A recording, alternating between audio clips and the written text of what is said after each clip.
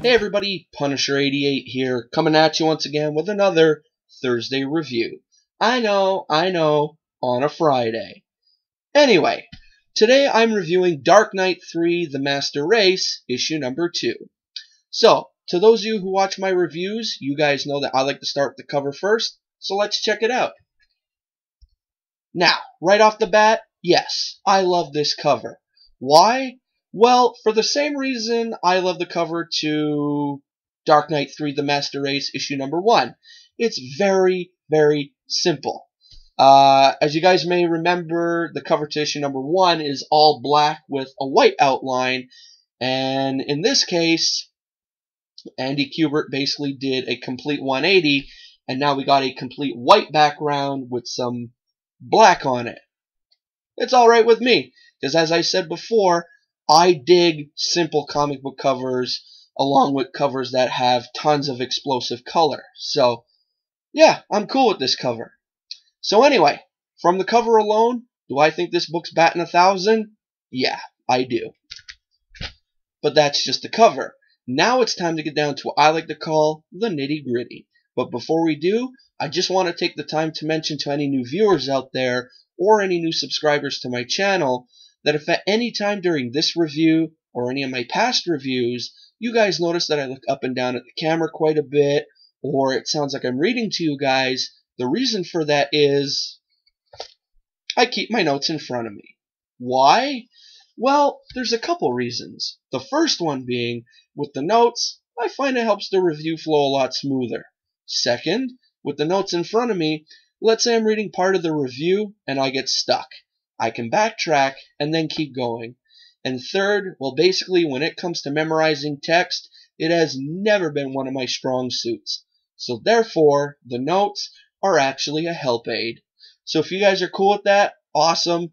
We'll get through this review and we'll be on our merry way. Sound cool? Alright, so what do you say we get started? Well actually, before I get to the actual review, I have a little fun fact for you.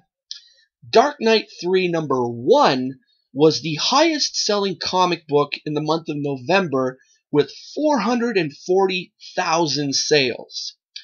So using some simple math, 440,000 times $5.99 a book equals $2.6 million. So from a single issue of a comic book, people are interested. But that doesn't make the title automatically worthy.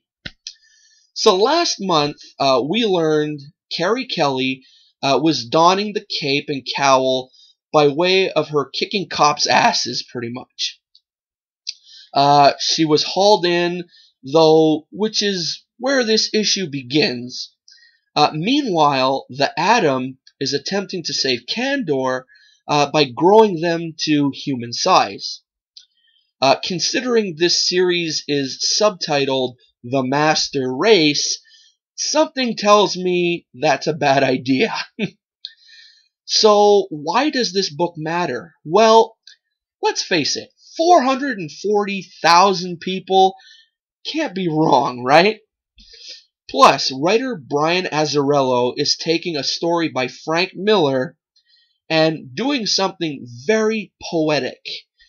This isn't a conventional comic by any means. Hell, the very product on the shelf is unconventional, as each issue contains a separate mini-comic inside with a focus on another hero entirely. And I'm really digging that idea. I love the first one that focused on the Atom, and I love in this one it focuses on Wonder Woman. I'm loving this idea. 2 comics for the price of 1? Yeah. This is the kind of reading that really requires you to take your time, ponder a bit, maybe even read it more than once to truly enjoy it. So take for instance a phrase that is used, God willing, that later pays off on the big twist at the end. I hadn't noticed it originally, but after reading this issue a second time, I caught it and instantly, and I'm reading too fast here, and it instantly made me realize there's a bit of brilliance going on here. Azzarello also seems to be saying something indirectly with Kelly in the opening pages, making the entire sequence more of a message than a purposeful set of panels and dialogue. Combine this with the intriguing dip into where Wonder Woman stands in the mini-comic within, and how that ties into, the bigger plot, and you've got yourself one of the most complex and adult reading experiences on stands today. The mini-comic and how it interacts with the bigger story of Kelly and Batman are also interesting. The previous mini-comic delved into the Atom, as I mentioned, who gets a much bigger role in the larger issue here, which makes me wonder if Wonder Woman and her daughter will play a larger role in issue number 3. Maybe it's a pattern. If that ends up being the case, that makes this mini comic serve as a sort of forced tie-in that pays off by carrying parallel stories that belong together but aren't necessarily required together. Andy Kubert continues to do a fantastic job with the main comic, and delivering some intense scenes of loss and pain in the part of Kelly. She's gone through a lot, and boy, do I mean a lot. I mean, her face is half bandaged and cut, and she's bleeding. She's gone through a lot. And subsequently grown up quite a bit. And Azzarello leaves it to Kubert to convey that through imagery, which is amazing. In a lot of ways, this comic works as it isn't directly saying anything, which means Kubert needs to do more, and he does so by showing less. I know that sounds confusing, but it's just that.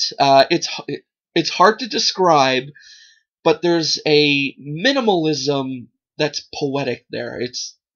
You gotta read the book to get what I'm talking about.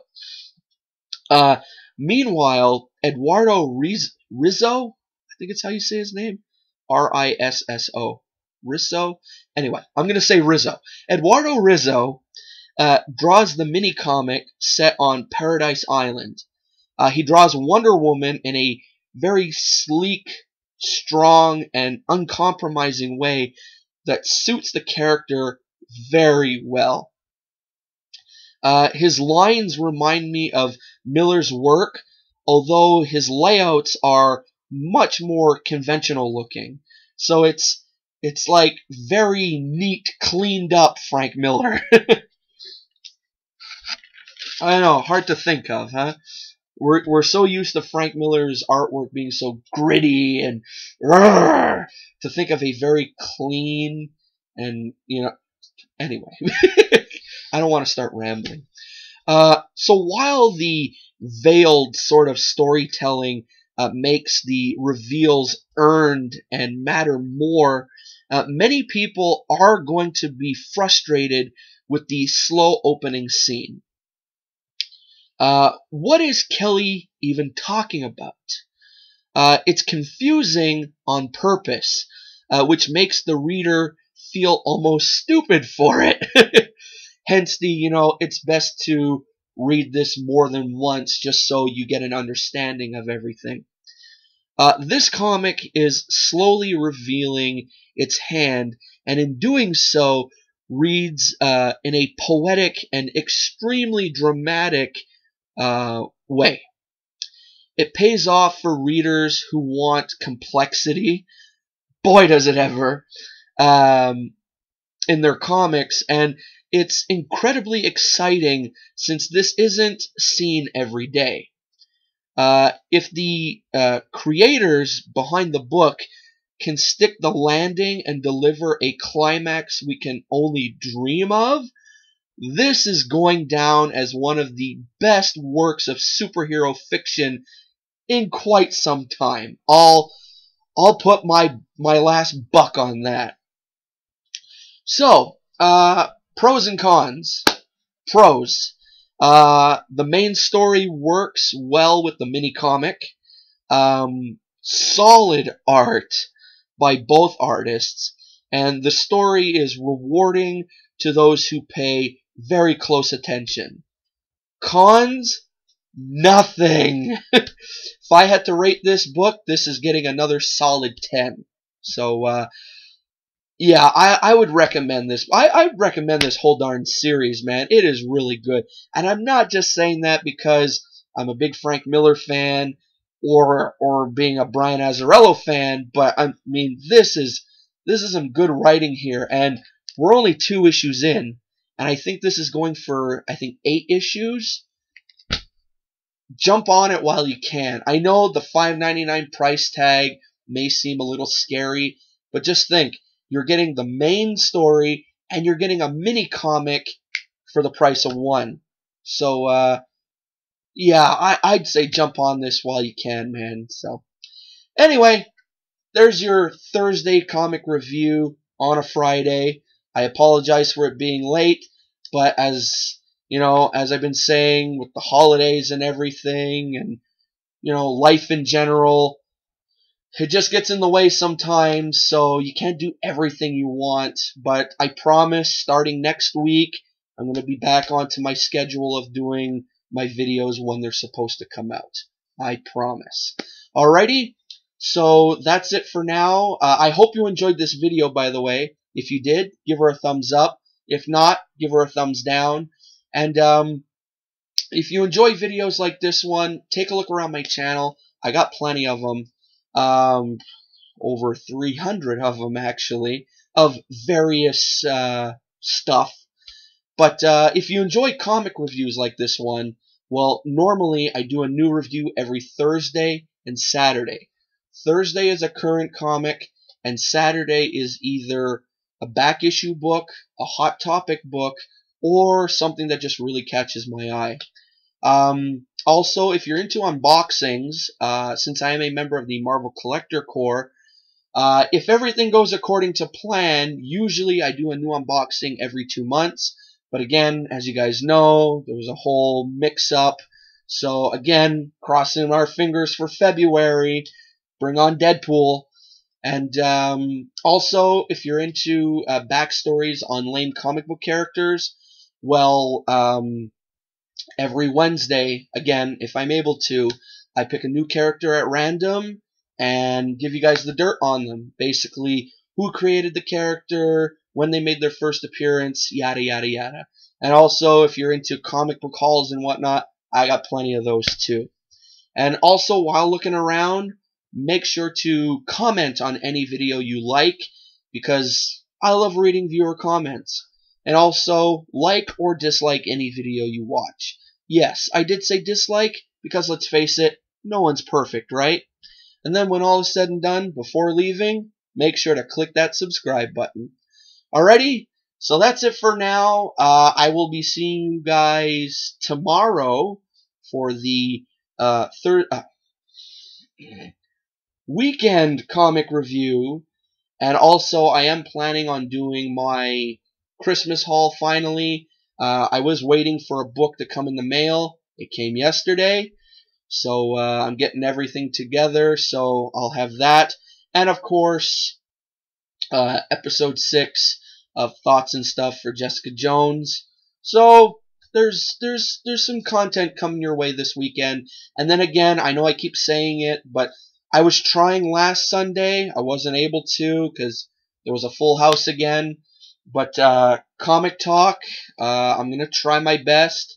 And we'll see what happens on Sunday. So anyway, with all the yammering out of the way and another almost 15-minute video, sorry guys, That's it for me. So, till tomorrow, this is Punisher 88 signing off. See ya!